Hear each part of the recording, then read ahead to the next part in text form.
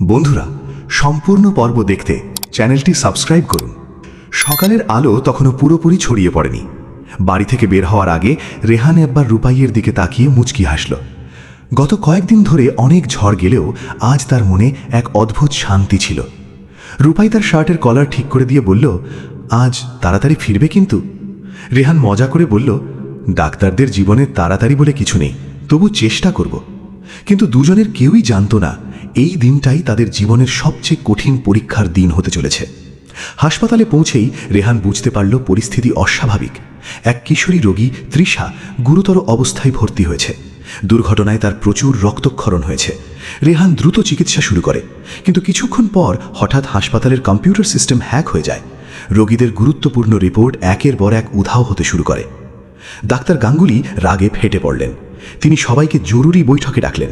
ঠিক তখনই একটি রিপোর্ট সামনে আসে, যেখানে দেখা যায় তৃষাকে ভুল ওষুধ দেওয়া হয়েছে, আর সেই রিপোর্টে দায়ী হিসেবে রেহানের নাম লেখা। রেহান অবাক হয়ে যায়। সে জানত এমন কোনো প্রেসক্রিপশন সে দেয়নি। অন্যদিকে হাসপাতালের এক কোণে দাঁড়িয়ে মধু সব কিছু দেখছিল। তার ঠোঁটের কোণে রহস্যময় হাসি ফুটে উঠেছিল। কয়েক সপ্তাহ ধরেই সে এই পরিকল্পনা করছিল। হাসপাতালের নতুন আইটি কর্মচারীকে টাকা দিয়ে সিস্টেমে ভুয়া তথ্য ঢোকানো হয়েছিল। কিছুক্ষণের মধ্যেই রোগীর পরিবার ক্ষুব্ধ হয়ে ওঠে। তারা রেহানকে ঘিরে ধরে। একজন চিৎকার করে বলে, আমার মেয়ের যদি কিছু হয় আমরা কাউকে ছাড়ব না। রেহান বোঝানোর চেষ্টা করলেও কেউ তার কথা শোনে না।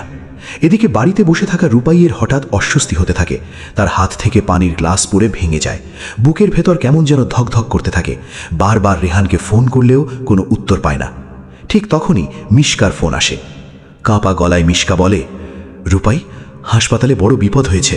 সবাই রেহানকে দোষ দিচ্ছে। এক মুহূর্ত দেরি না করে রূপাই হাসপাতালে ছুটে যায়। হাসপাতালে পৌঁছে সে দেখে রেহান একা একটি চেয়ারে বসে আছে। চারপাশের মানুষ তাকে সন্দেহের চোখে দেখছে। চোখের নিচে ক্লান্তির ছাপ, মুখে অপমানের কষ্ট। রূপাইয়ের বুকটা মোচড় দিয়ে ওঠে। সে সবার সামনে দাঁড়িয়ে বলে, যে মানুষটা দিন রাত অন্যের জীবন বাঁচানোর জন্য লড়াই করে, সে ইচ্ছে করে কারো ক্ষতি করতে পারে না। অনেকেই তার কথা শুনে হাসাহাসি করে, কিন্তু রূপাই থামে না। সে নিজেই তদন্ত শুরু করে। প্রথমে হাসপাতালের সার্ভার রুমে যায়। সেখানে গিয়ে সে জানতে পারে ঘটনার ঠিক আধ ঘন্টা আগে সিস্টেমে বাইরের একটি ডিভাইস সংযুক্ত করা হয়েছিল। রূপাইয়ের সন্দেহ আরও বাড়তে থাকে। অন্যদিকে ডাক্তার গাঙ্গুলিও বিষয়টি নিয়ে চিন্তায় পড়ে যান। বহু বছর ধরে তিনি রেহানকে চেনেন। এত বড় ভুল সে করতে পারে, এটা তিনি মন থেকে মানতে পারছিলেন না। তদন্ত চলতে চলতে একটি চাঞ্চল্যকর তথ্য বেরিয়ে আসে। হাসপাতালের পার্কিং লটের একটি ক্যামেরায় দেখা যায় ঘটনার আগে একজন মহিলা গোপনে আইটি অফিসে ঢুকেছে। ভিডিও ঝাপসা হলেও তার হাতে থাকা ব্রেসলেটটি স্পষ্ট দেখা যাচ্ছিল।